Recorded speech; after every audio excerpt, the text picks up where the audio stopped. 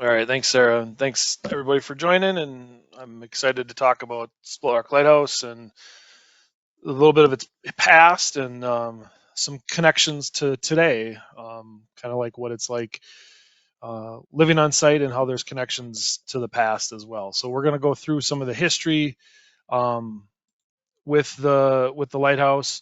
We'll talk briefly about a few of the keepers that had worked here at the site, what it's like living like on site, and how it's similar to how today is similar to what it was like back when the site was originally built back in 1910 in the early years of the operations. I was always told that whenever I start off a presentation, I should always say who the heck I am and why I'm here and what I'm talking to you all about. So, as Sarah said, my name is Scriven. I'm the site manager for Split Rock Lighthouse, um, and work for the Minnesota Historical Society.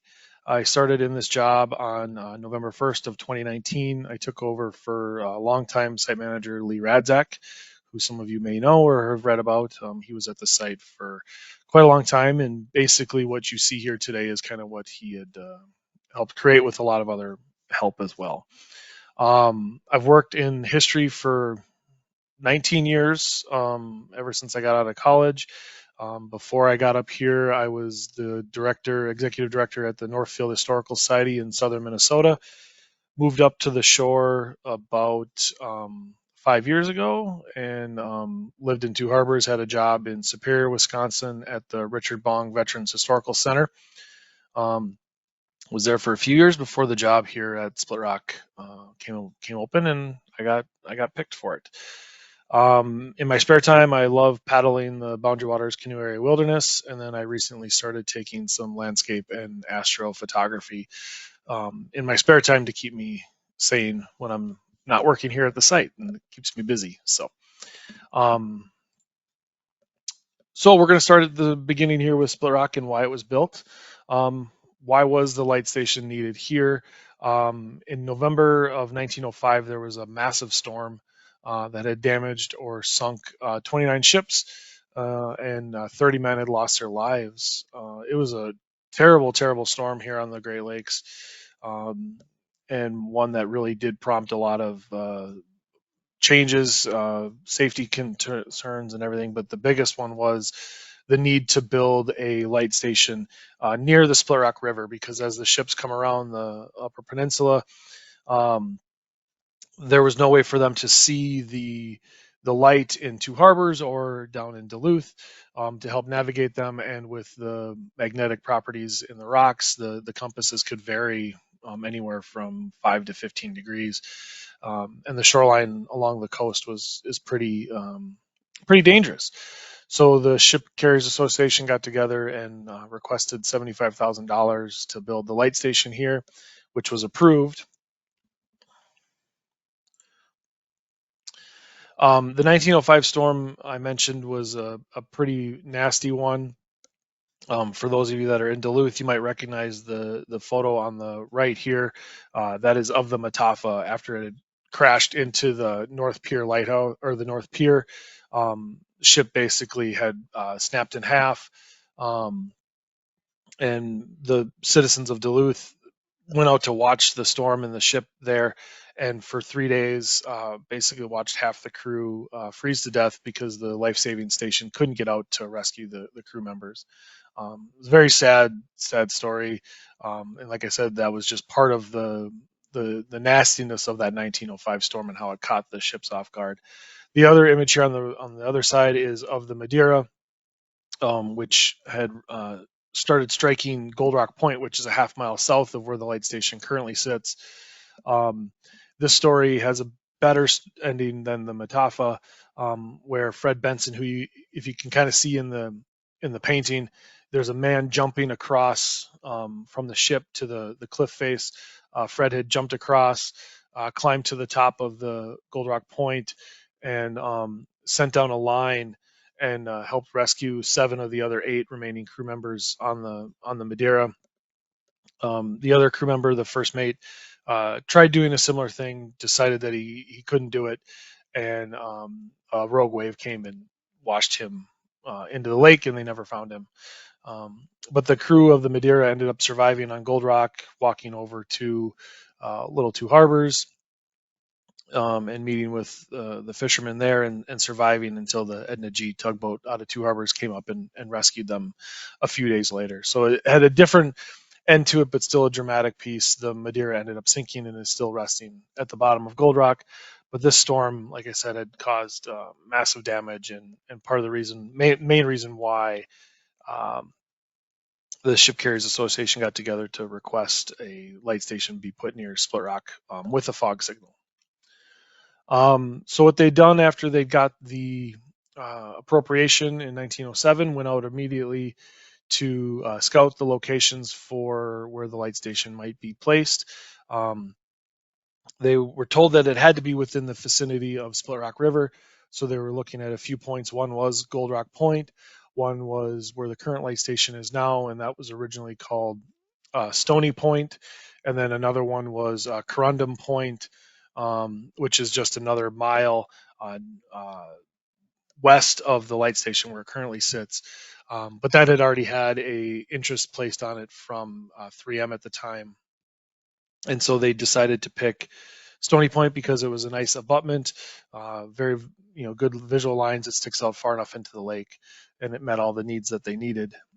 So they scouted the location, selected it, started construction in 1909, and then they finished it on July 31st of 1910, and came in under budget, which even in today's standards is quite impressive. When they were building the station, there was no Highway 61 back then. There was no roads going up through here, so every single piece of machinery, supply had come up over this hoist and derrick system.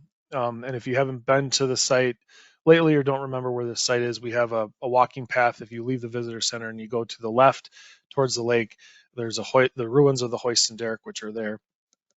And you can see where the engine house is in this. That's where you would go down to stand where the derrick engine was.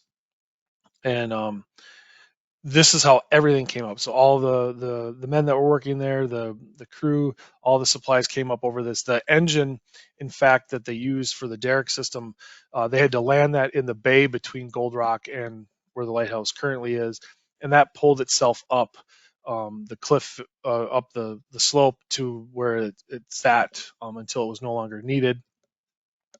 But this hoist and derrick system was extremely important for the site, where everything came up, and it wasn't an easy way to do it. Um, Interesting point about all of this now, and why I concentrate a lot on the hoist and derrick and talking about how important it is we've recently found the original foundations for the derrick system itself.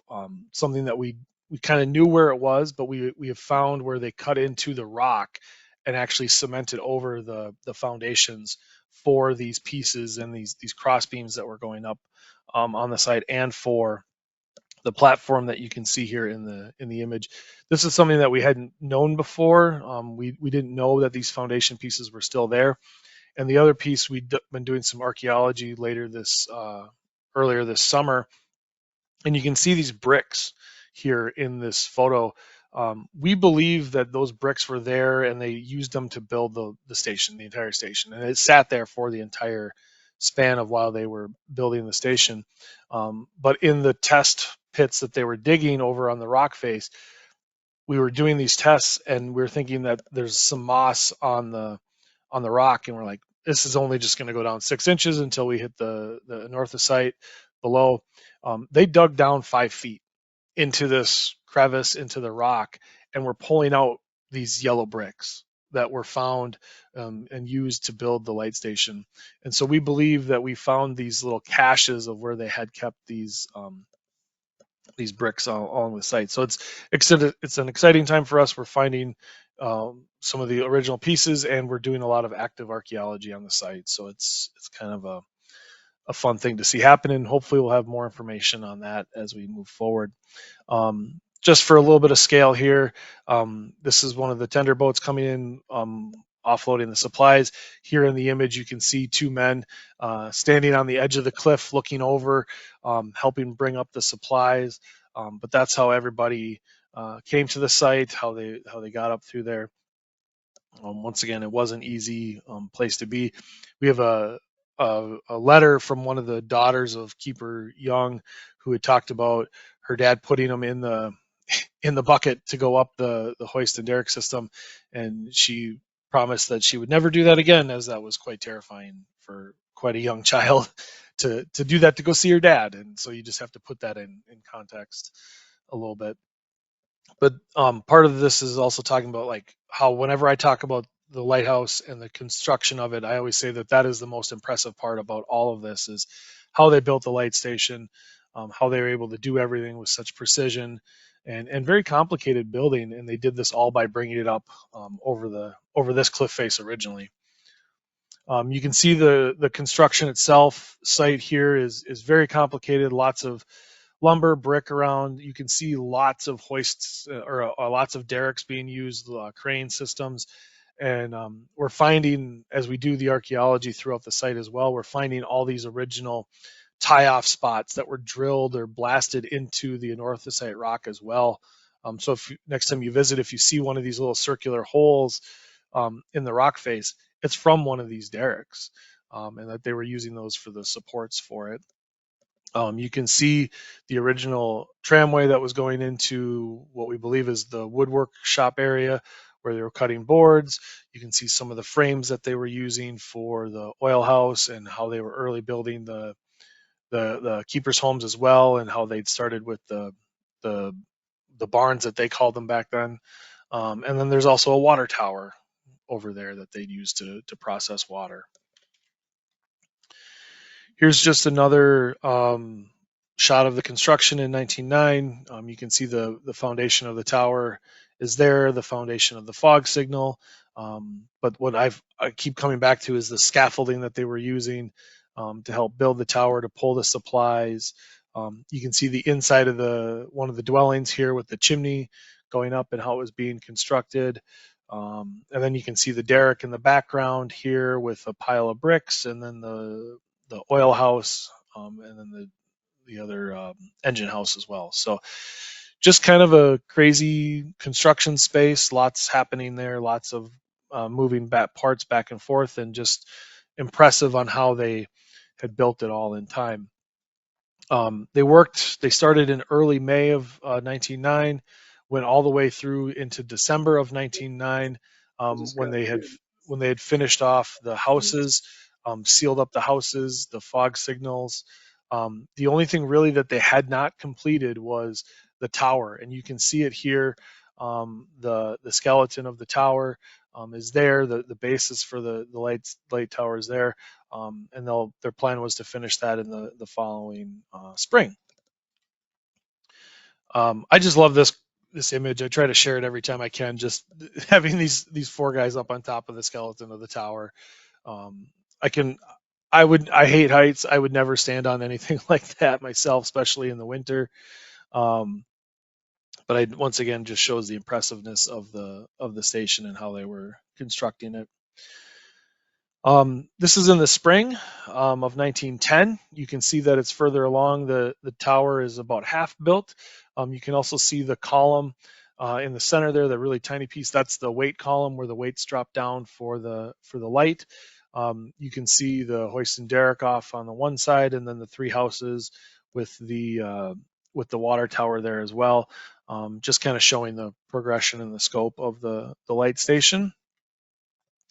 This is after everything's finished. In the winter of 1910, when they close the season for the first time, you can see the houses here. You can see the lighthouse, fog signal, the little concrete abutment for the safety aspect of everything going around the front of the lighthouse.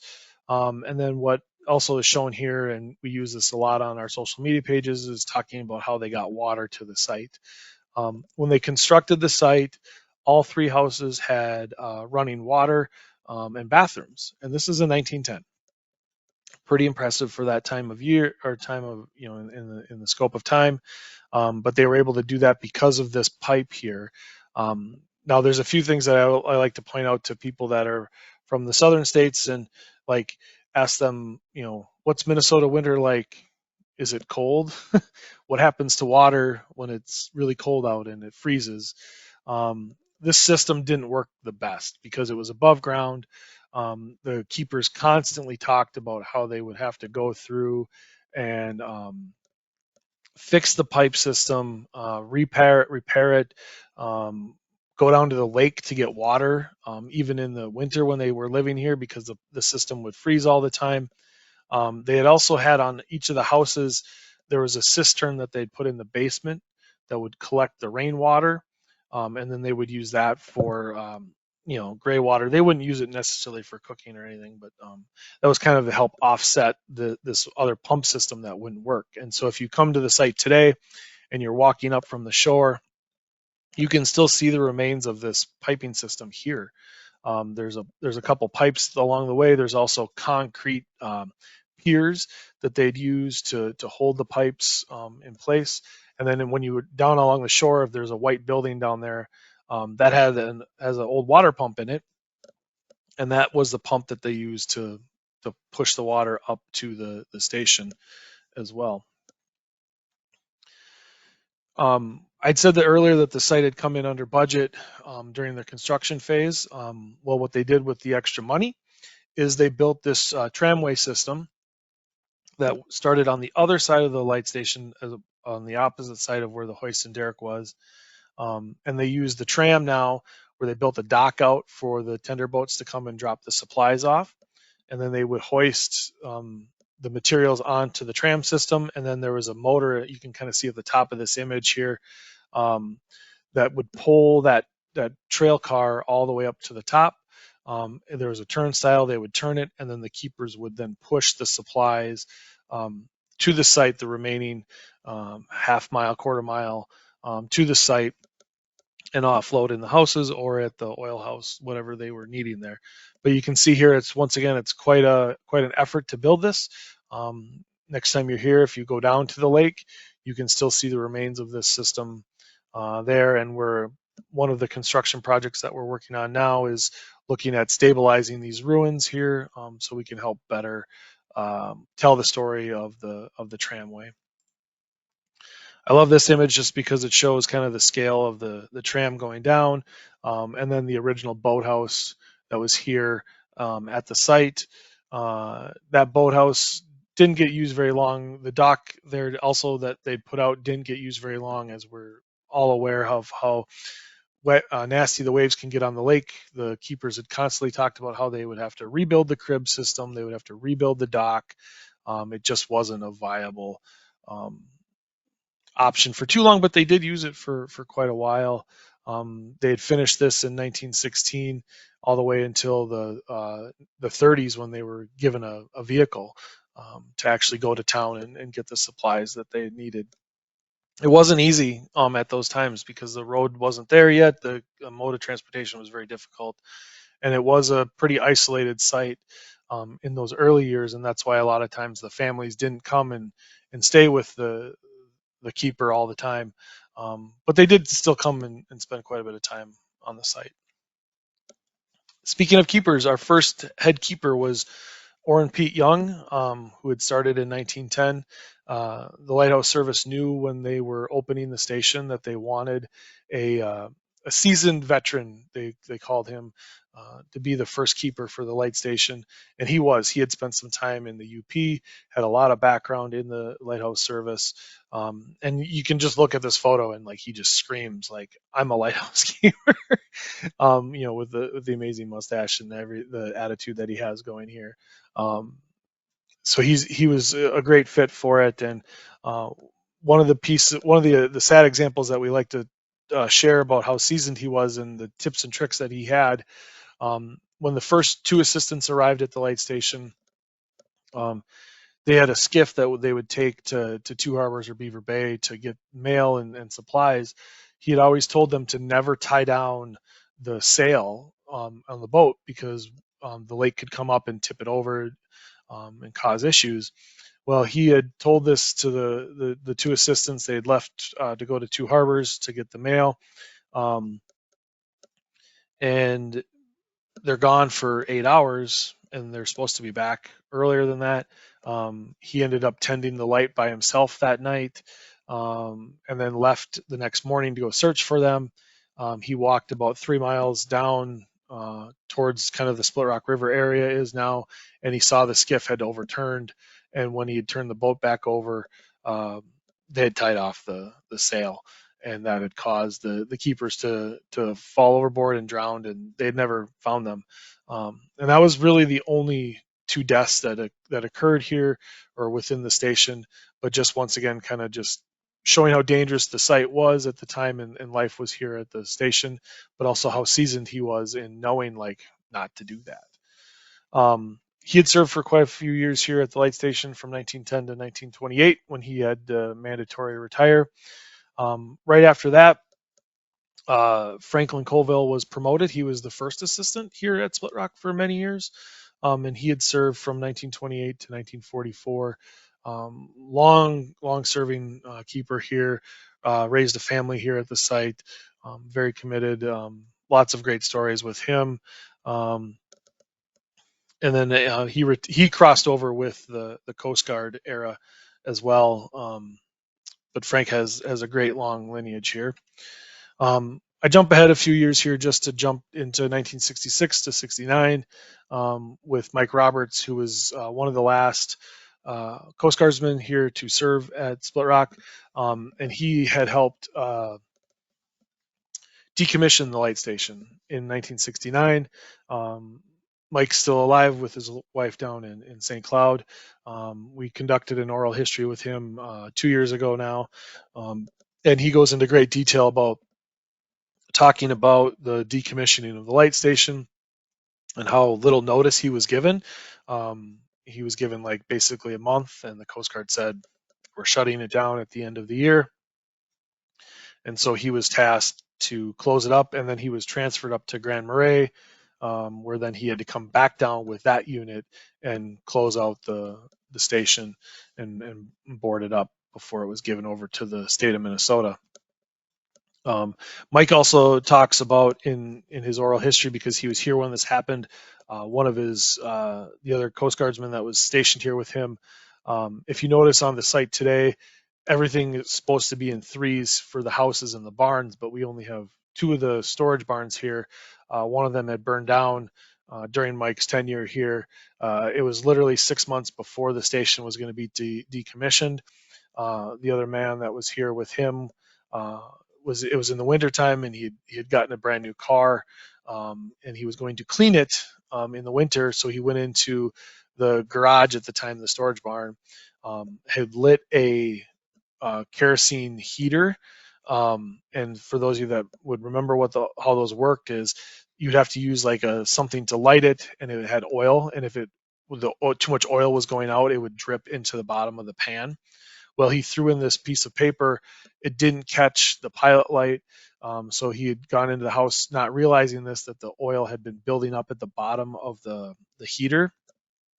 And he come back out, sees that it's not on, takes another piece of paper, throws it in there, walks out, goes to the house. All of a sudden, an explosion occurs. It blows up the barn and the car, and this massive fireball is burning next to the houses. And it wasn't so much Mike, it was more his wife that was talking about the fear that she had and how hot that fire was.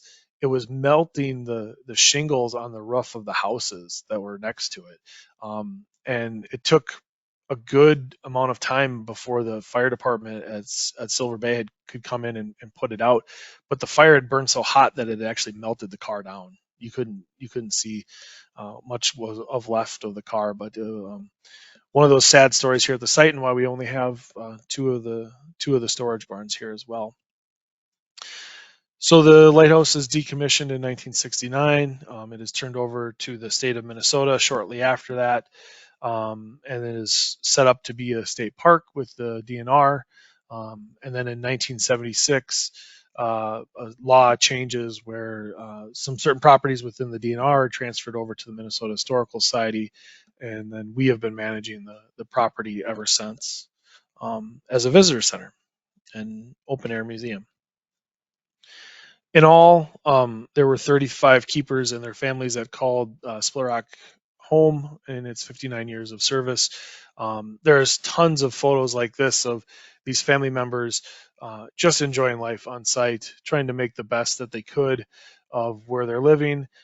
If you earlier, some of those images I showed of the construction, um, that's a lot of how the grounds looked for the first 20, 25 years, 30 years of the site's existence, where lots of rock, lots of tracks running around, not an easy place for people to live, not a lot of dirt. If you look at the site today where we've got these grass yards and everything here on the site, well, that was all because of people like this that were bringing the dirt up, making it a livable place, not as rustic to live. But um, some of the families here really enjoyed their time. There were um, some of these people that also didn't really like living here at the site. One of the assistant keepers who was stationed here for 3 years really did not like living at the site. Thought it was too isolated. Did not like this. Really wanted town life. Um, just did not have a good time, and actually would be sick for quite a while. Spend a lot of time in Duluth. Not sure where he was working, but he would keep writing back to Colville and stating that he really was sick and couldn't do this. But we had found out that he was actually working at a grocery store in Duluth. Coast Guard Service actually ended up transferring him over and ended up going to Marquette, where he actually really thrived there. But yeah, lots of different variations of people living here and liking it or not. Um, and there was times where the kids did have to be watched very closely because there was no fences like we have today. Um, there's a the rule was that the kids had to stay on the other side of the sidewalk at the site, so they could not leave the sidewalked areas around the houses because they didn't want them going over to the lighthouse or up to the fog signal because that was the work area. And then if they went past the front side of the house where there was a sidewalk, that was pretty much the cliff, and they would fall off. There's one story, we're not sure how true it is, of a young child chasing something and then falling off the edge of the cliff, and the parents watching him fall off the cliff, but there was a ledge underneath there um, at the site. So I also have to mention Lee Radzak, who was the site manager here from 1982 to 2019. He's over there on the right side next to the dog. What you see here at the lighthouse today is pretty much a vision that he had created with the site manager that was before him, and carried out a great program here. But Lee was one of the longest serving site managers or keepers, as you would want to call, here at the site.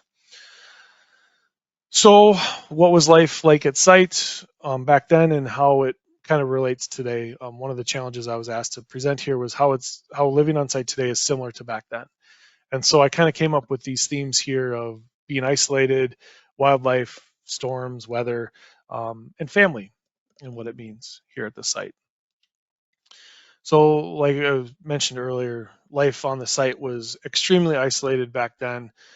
It would take a full day to go to Two Harbors or Beaver Bay just to get the mail. They would get shipments monthly of supplies that they needed here, but they still had to supplement their own meat and other pieces of food for the site. So they would grow a garden, they would go hunting. It was quite a bit. Today, it's 20-30 minute drive to Two Harbors, or 15 minutes up to Beaver Bay. It's not horrible. Duluth is 60 minutes away for myself and my family for us to go do things. So it does take a little bit more planning, but I also don't have to wait a month for a boat to come and deliver food for me here at the site.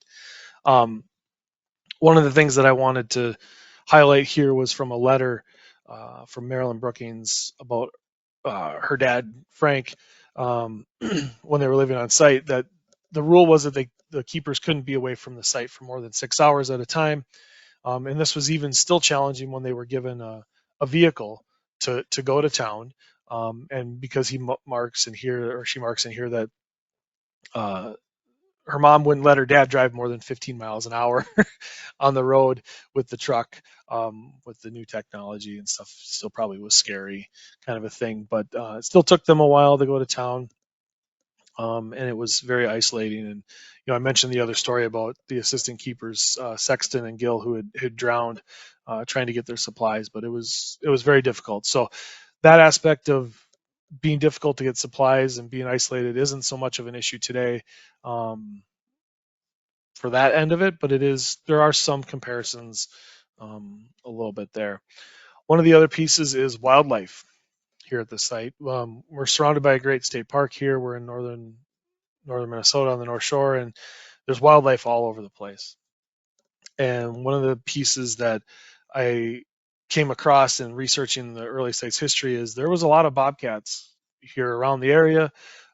Here is Keeper Tom Hassing, who was the assistant under Frank Colville, and apparently he was quite an avid trapper and hunter. Lots of success for him. You can see here in the keeper's log that Frank was writing that he had trapped 7 bobcats, a coyote, a mink, several weasels, and a week later he trapped a timber wolf. We found other photos of these bobcats in the system of even his wife and the neighbors, the Adamses, holding these bobcat pelts that Frank and Tom would go out and trap, and they would use their hides, they would use the meat for sustenance, and then sell the hides as well to help supplement what they were doing. But as you can see there, that's a very large bobcat. We still have them today here at the site. The photo on the left is one that Lee took in 2018 of the bobcat right outside the yard, and then the other one here is that I took about probably 2 years ago of the bobcat on top of my bird feeder in February. Cats get pretty hungry, so they'll start coming around in the middle of winter to see it. And every year I've been here, I've been able to see the bobcat, except last year. I saw tracks for it in the snow, but I did not. It didn't get cold enough where they came to the house, and usually they were able to find their own food last year. But the one year the bobcat had stuck around the house for probably a month and a half, and it was mainly going after the birds and that were at the bird feeder. And I'd come out some mornings and there'd be feather pluffs all over the place. Had to take the suet away off the bird feeder, so he was also drawn to that. Some of the other wildlife that we see here on the site is moose. This was taken back in one of the government shutdowns. I think it was 2011 when Lee was here. Woke up one morning and looked out his window, and there was a moose walking around the front of the yard. We don't see too many of them around, so it was pretty rare opportunity that the moose was up on the site. And in this long text here, what Elena is talking about is how her dad and Tom Hassing had just shot a moose. They were processing the moose and putting it in barrels to salt it for the meat later. And they had some other venison on the site. But what had happened is Mr. Tabor, who was the conservation officer at the time, the game warden, had come by and stopped by for a visit to talk and see what was going on. And he said that there was some venison up there and they wanted to talk about this. And they were sitting on the barrels that had the moose meat in it. And apparently Frank had actually offered the game warden to stay over for dinner. And Elena was just terrified that he was going to call them out on this. But they ended up cooking up the moose, and he had later commented that that was the best roast beef that he had ever had at the site. We later found out too that he didn't really enforce the rules too much, especially for the lighthouse keepers, because they knew that they needed the meat to survive. But kind of a funny story there. One of the other wildlife that we share across time is bears here on the site. Bears are about an annual visit. We'll get one bear that'll walk through the site. Here, this image is some of the assistants with a bear cub that they had actually captured. They'd kept it as a pet for a while. This was in the 1940s. We don't know how much longer this bear cub stuck around at the site or what they did with it afterwards, but bears do come through the site. My first experience with a bear here at Split Rock was in May about 3 years ago.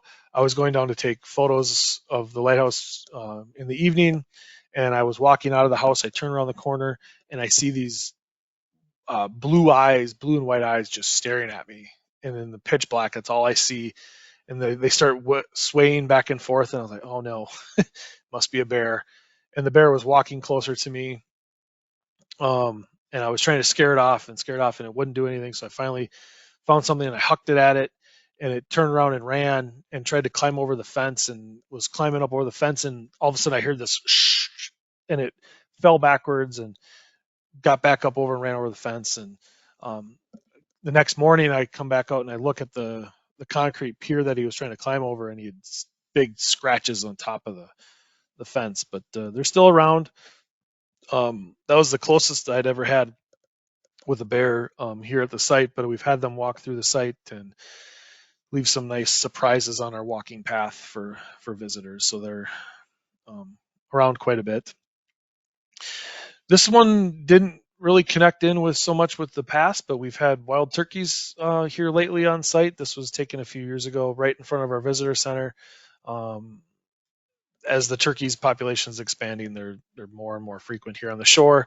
It was one of the more weirder mornings where I'd walked out and I heard a gobble in the trees near the visitor center. I was like, I should not be hearing this up here. And I walked around the front of the visitor center, and this guy was strutting in front of the visitor center in one of the windows, trying to impress himself um, of what he was looking at there. But wildlife is always a constant here at the site and living at site, and that's one connection that we have with the past. The other one that is constantly on our minds here at Split Rock is the weather, storms. If we get a northeast gale coming in, it does affect the site. Power usually fluctuates quite a bit. Have to be careful, but one of our biggest concerns is lightning here at the lighthouse. Lightning is very dangerous. We're the tallest point for miles around here.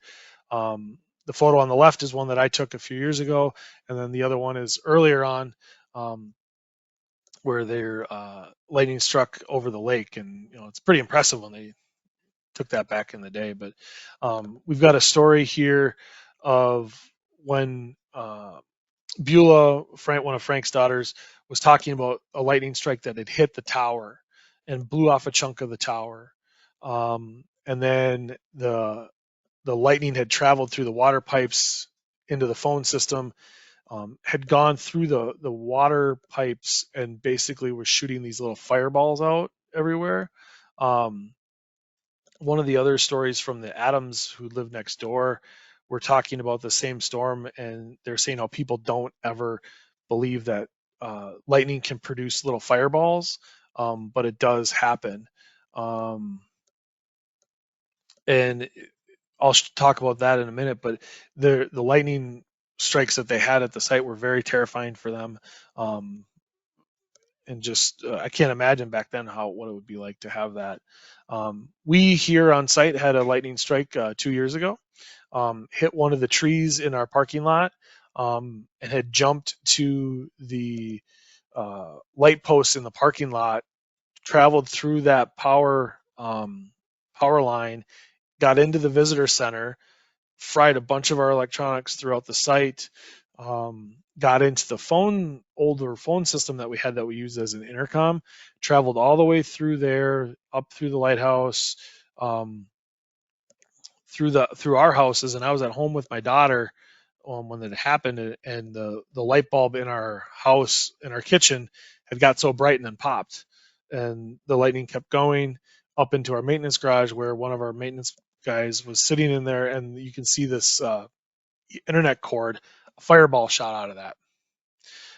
So we were talking about how one people were like, "Yep, fireballs do exist. They do happen with fire or with lightning," and that's kind of where the lightning ended. In that fire, he said the fireball shot out and went over and hit one of the shelves over in the maintenance garage. But it does happen. So we're always on the lookout for weather and how it affects us here um, at sites. And we've made protections now so that hopefully the lightning strike doesn't go through and fry all of our systems here at the site again. Weather, snow is always nasty here you can see that Ted Johnson was talking about snow removal here at the site, how the state would have to come up and clear the highway. Same kind of system we have now where the state does clear the road for us, but sometimes we have to do it ourselves. And so this was the entrance to the lighthouse from a storm back in 2019 when we got about 2 feet of snow. This is our maintenance guy taking our little snow blower down to the base of the Highway 61 so other people could get up to the site to help clear it. But snow removal and weather are always on our minds here. And then the other piece of it's family. Because the site's so isolated, family time was very important for all of them living on site. It provides connection, sanity, and escape from work, and just that closeness, and makes the family a lot tighter. Here you can see some of the shots of the kids just hanging out. It was a way for them to stay connected and have a base set in reality. Um, some pictures from Lee and his kids here at the site. And then this is my family and our Christmas that we just had a few days ago where we were here at the site. So, yeah, life at Spurlock is definitely interesting. It does have connections to the past that are still current today, and it's a very unique opportunity. And the site is special for many people. It's got a deep, storied history, and we're excited here to keep continuing to grow its story and tell its story and its relevance for the entire state. So I think that's all I've got there. Sarah, I know you want to wait for questions, so.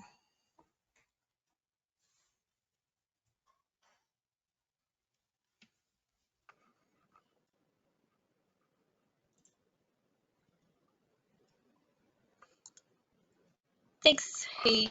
That was great. My stuff is still working a little bit slow today, but I've got a couple more updates for everyone. And then we will get to questions. If you are thinking of questions, please put them in the chat and we can get to them in just a minute here.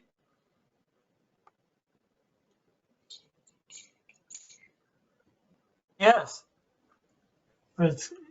The first thing I'm going to talk about is updates to our hours, which should be coming up on your screen. So here. Used to be. Yeah. Limker. If it's not coming up, I will just let you know. Our visitor center here in Duluth is currently open through January 15th with our regular hours, which means we are open every day except for Wednesday. So we'll be on that schedule for about one more week, and then starting January 15th, we'll be moving to our winter hours, which are open Friday, Saturday, Sunday from 10 a.m. until 4:30 p.m. We do have cell phone tours outside and an online tour of the visitor center at the Sioux Locks in Sault Ste. Marie. Their visitor center is closed until May 1st of 2024, but their park is open from 9 a.m. until 6 p.m. And they also have online exhibits and information sheets.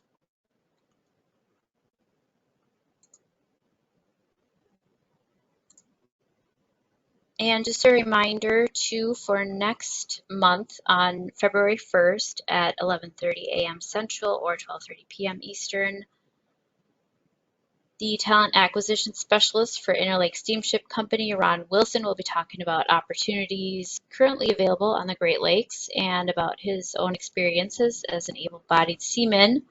Join us for an inside scoop on how to get hired and what to expect as a merchant mariner on the Great Lakes. That should be an interesting program. And let's see if I can get this showing up now.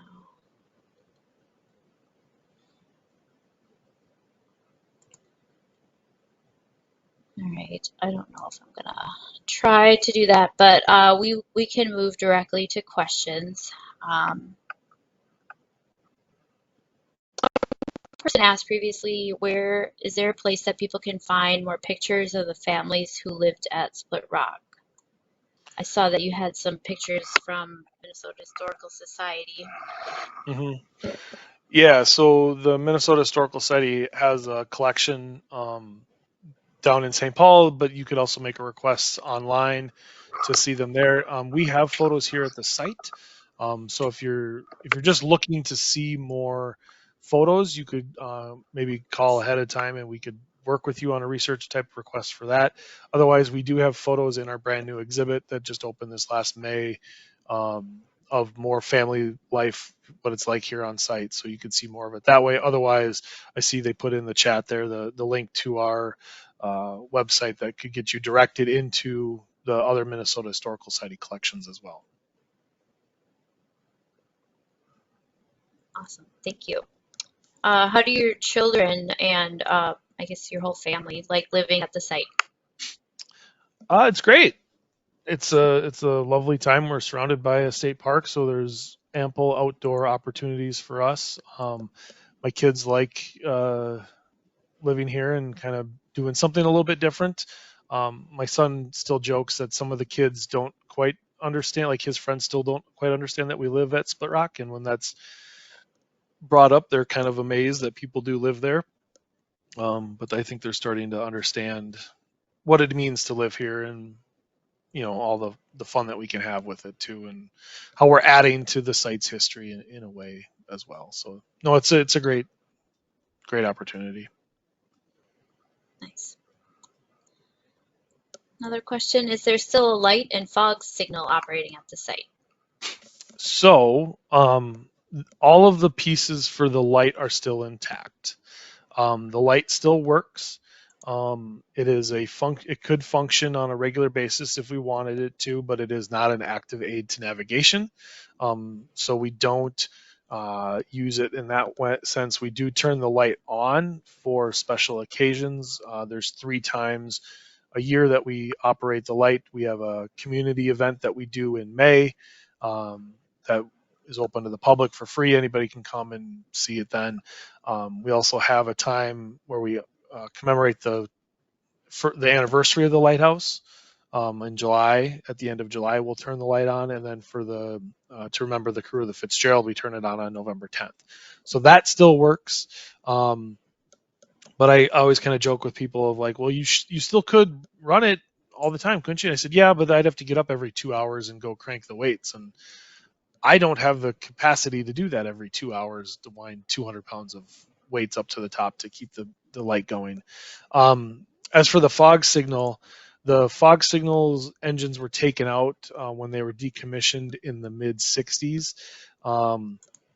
And so there is not an active fog signal here at the site. We do have a recording of what it would have looked like, or what it would have sounded like, and we run that every little bit during our tour operation.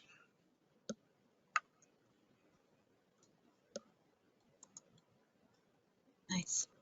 I know you mentioned you had made a lot of changes to your exhibits this past year. Can you talk a little bit about that and any events or anything that's coming up this year for Split Rock?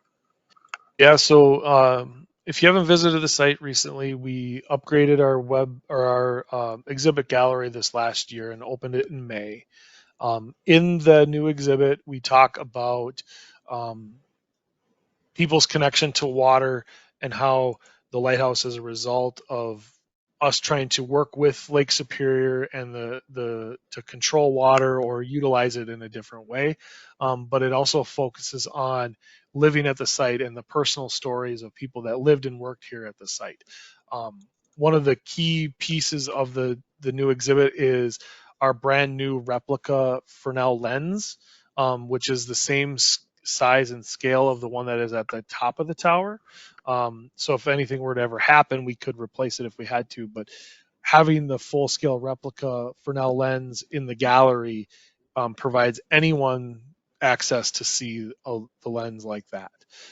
People that can't walk um, the stairs to get up to the tower, or afraid of heights for whatever reason, they can see a replica lens now like that, get a similar experience.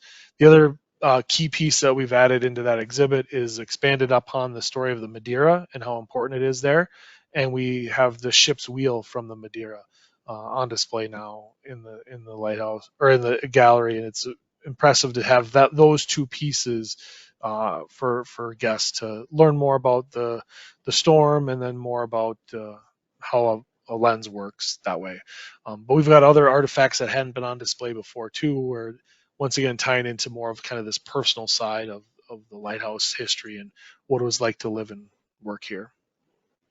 And then for events, we haven't settled on all of our events for 2024 yet, but we will be having our event in May, the community event I mentioned about.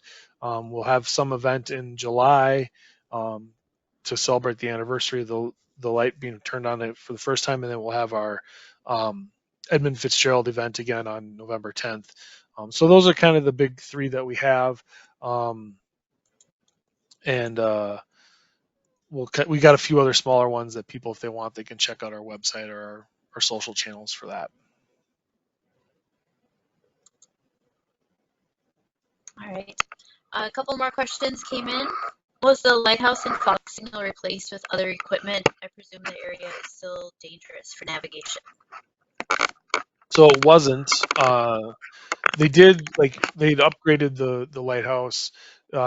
They automated it originally, so the Coast Guard didn't have to wind the weights all the time. But no, they never replaced it with anything. Split Rock was considered a bearing light station. It wasn't needed to mark a hazard necessarily, like a reef or something out in the middle of the lake. With improvements with GPS and radar, the ships are able to stay far enough away from the shoreline, and they're able to tell kind of where they are better on the lake. So no, nothing ever replaced it.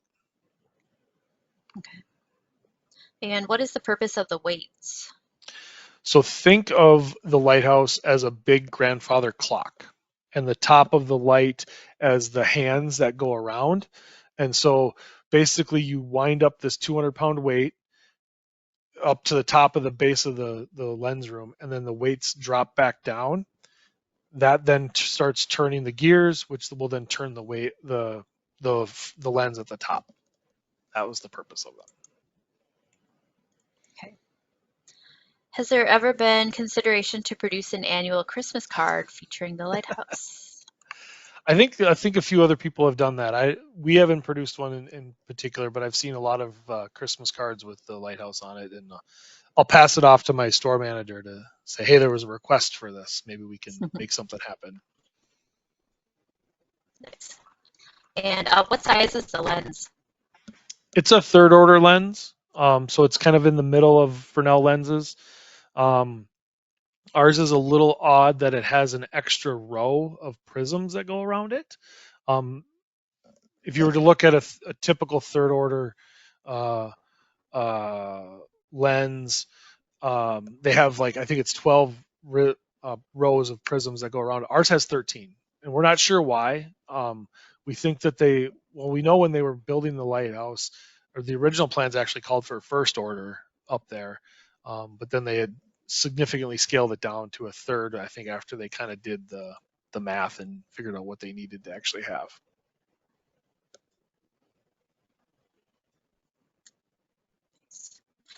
Just a note for everyone, I just put a link to a survey in the chat. We use this information to let us know how we're doing on these programs, and if you have any suggestions for future programs, you can put those in that survey as well, if you have a couple of minutes to do that. Another question came in. Did the workers that built the lighthouse stay there or come in every day by boat? They did stay here. They would stay here as long as they wanted to stay working. From what we heard is the working conditions were pretty rough early on, so a lot of the crew would quit and walk, and they would have to consistently bring groups up from Duluth or everywhere else. So there was quite a rotation, but they did stay here at the site while they were constructing it.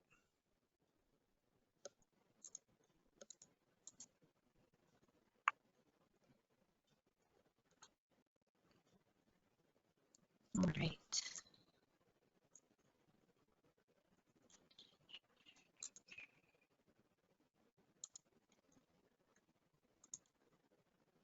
Just trying to get my page back here.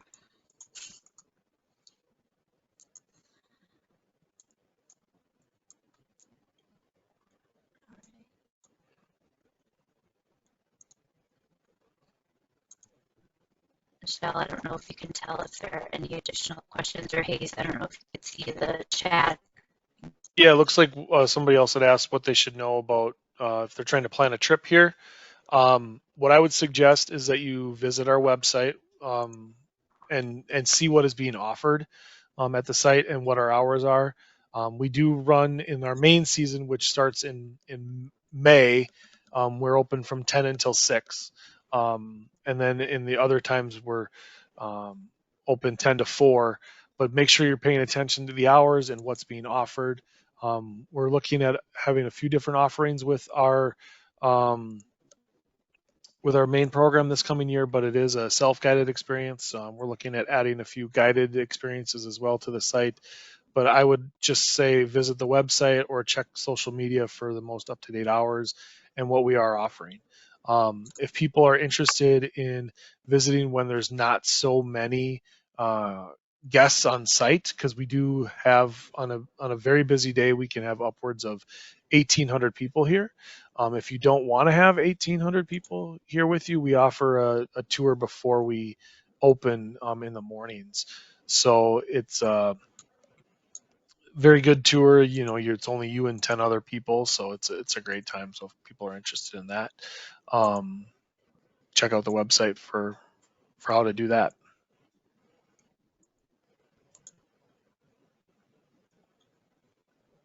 Sarah, it's Michelle. We had another question come in case you're on a delay there.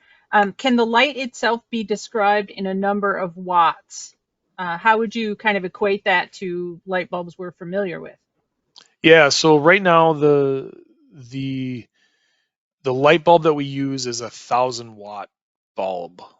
So it's not very big. I can't remember off the top of my head what it goes out when the beam shoots out, like what that is in a wattage, but just know that the bulb that we use now is essentially it's a theater light that's 1,000 watt bulb, and the beam goes 22 miles is the quoted number, but people over in Cornucopia say they can see it across the lake, and that's 30 plus miles across the lake. So it's a pretty powerful light, but it's not so bright that when you're up in the lens room when it's on, you can still look at it. I wouldn't stare at the bullseye when it comes around, but I can stare at the lens as it's rotating around. Nice. All right, we can keep the program running for just a few more minutes if people think of more questions. Otherwise, Hayes, thank you so much for taking the time today to talk about the Lighthouse and for providing a program for our visitors. Appreciate that. Let's see.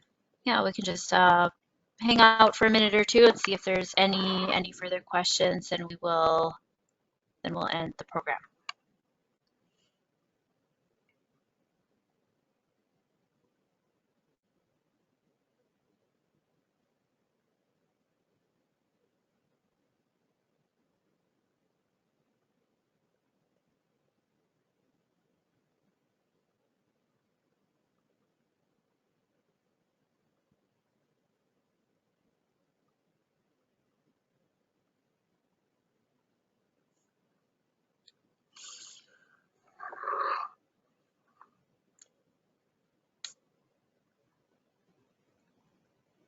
And there's also a couple of links in the chat to find our page, the Detroit District's USACE page on YouTube. So if you go to that link, that'll be the playlist for all of our past Virtual Visitor Center programs. There's probably at least 50 on there that you can check out.